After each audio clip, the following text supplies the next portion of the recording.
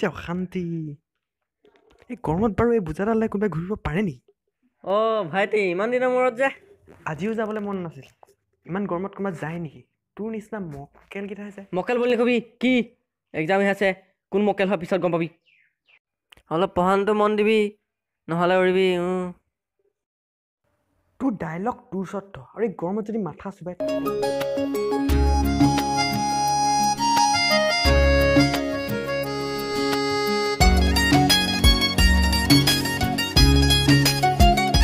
নজনাকে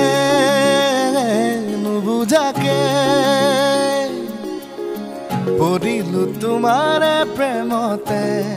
সুৱানা পৰিলো তোমাৰে প্ৰেমতে বৰ বাৰকে ছোৱালী দেখোন হেমো কোনো এজনী জানো নিকিৰ লগত এজনী ক ছোৱালী কথাটো সেইটো আমাৰ ল'ৰা প্ৰেমত পৰিছে কি ৰ তোক আজি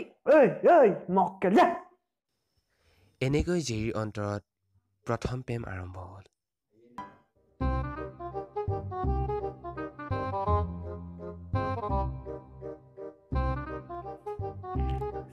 ইয়াতে বহিলি যে মোৰ ৰুমলৈ যোৱাহেন নহয় কি ভাবি আছ ঐ বুধেন বচোন তোক বেয়া ইম্পৰ্টেণ্ট কথা এটা ক'বলগীয়া আছো সেইদিনা মানে মই স্কুললৈ ওলাওঁতে পটককৈ মানে নিকিৰ লগত মই ছোৱালী এজনী দেখিলোঁ সেইটো কথা তাই সোণাৰী ছোৱালী হয় আকৌ নিকি এটা ঘৰলৈ ফুৰিবলৈ আহিছে লগৰ ছোৱালী নেকি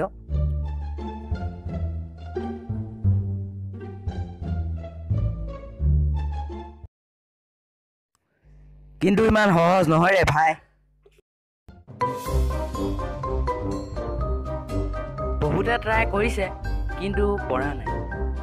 এটা মানুহ আছে সি কামটো কৰিব পাৰিব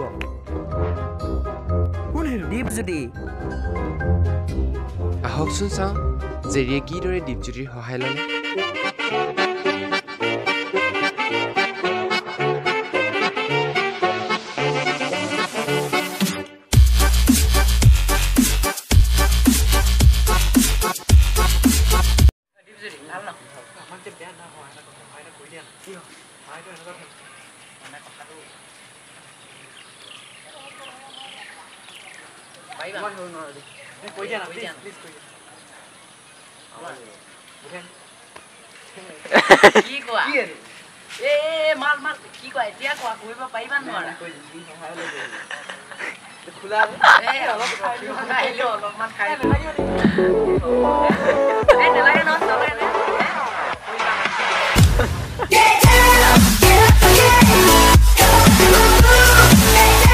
দুদিনৰ পিছত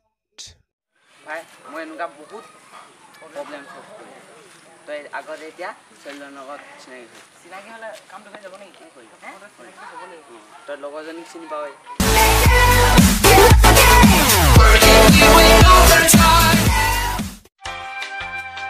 তোমালোকৰ গাঁৱৰ ল'ৰাবোৰ ইমান অভদ্ৰনে ইহঁত এনেকুৱাই কাম বন নাই স্কুল নাযায় কি যে হ'ব ইহঁতৰ আমাৰ গাঁৱৰ ল'ৰাবোৰ কিন্তু এনেকুৱা নহয়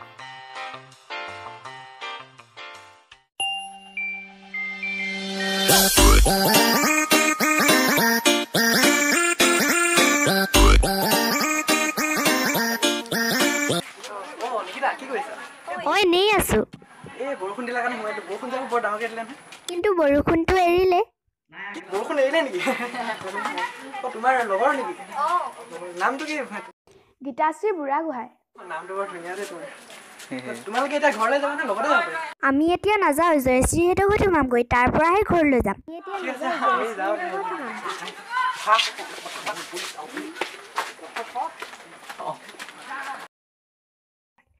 বৰ কামোৰ দে এইটো এনেকুৱাই ইহঁত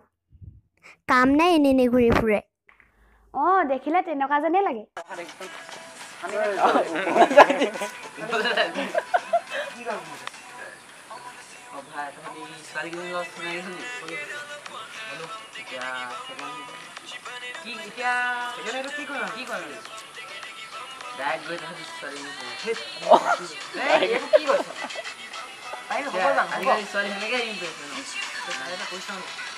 এনেদৰে জেৰিয়ে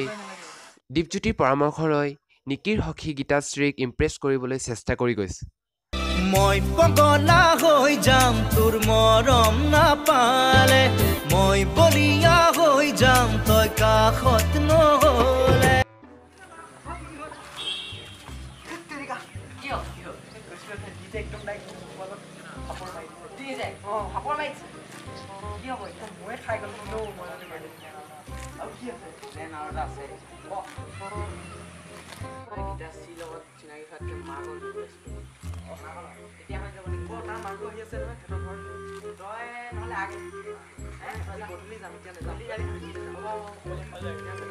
গীতাশ্ৰীৰ মাকক লগ কৰাৰ পিছত জেৰীৰ এই অৱস্থা কুকুৰে কেনেকৈ কামুৰিলে বে ঐ, আউ! এই মাকে কুকুৰ মেলিলে বে। আউ!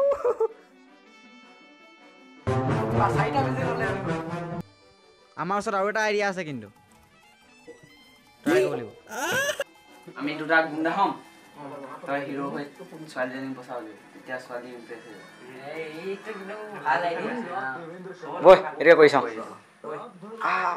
আহকচোন চাওঁ দীপজ্যোতিৰ ছুপাৰ ডুপাৰ আইডিয়া লৈ জেৰীহঁত কিমান দূৰ সফল হ'ল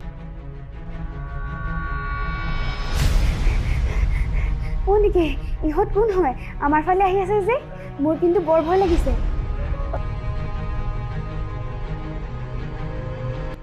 এনে সময়তে জেৰী উক্ত ঘটনাস্থলীত উপস্থিত হয় নিকি আৰু গীতাশ্ৰীক দুই পাখণ্ডৰ পৰা ৰক্ষা কৰে ৰক্ষা ভাল যে জেৰী দাদা আহি ঠিক টাইমতে পালেহি বুজিছ নেকি আজি কিন্তু মই বৰ ভয় খালো দেই কথাটো হয় তেওঁক কিন্তু ইমপ্ৰেছ কৰিবলৈ কিবা এটা দিব লাগিছিলে ন নেকি মোৰ ওচৰত বুদ্ধি এটা আছে আৰু আজি লৈও আনিছো কি বুদ্ধি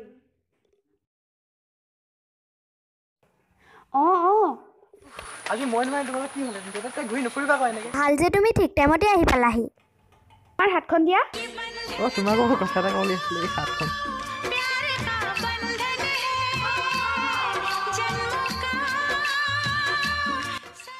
আজিৰ পৰা তুমি মোৰ দাদা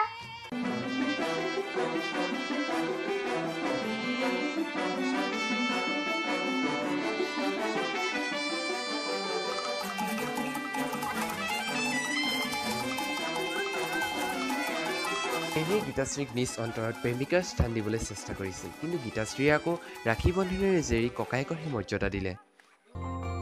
ভিডিঅ'টো চাই ভাল পালে লাইক কৰিব আৰু লগতে আমাৰ চেনেলটো ছাবস্ক্ৰাইব কৰিব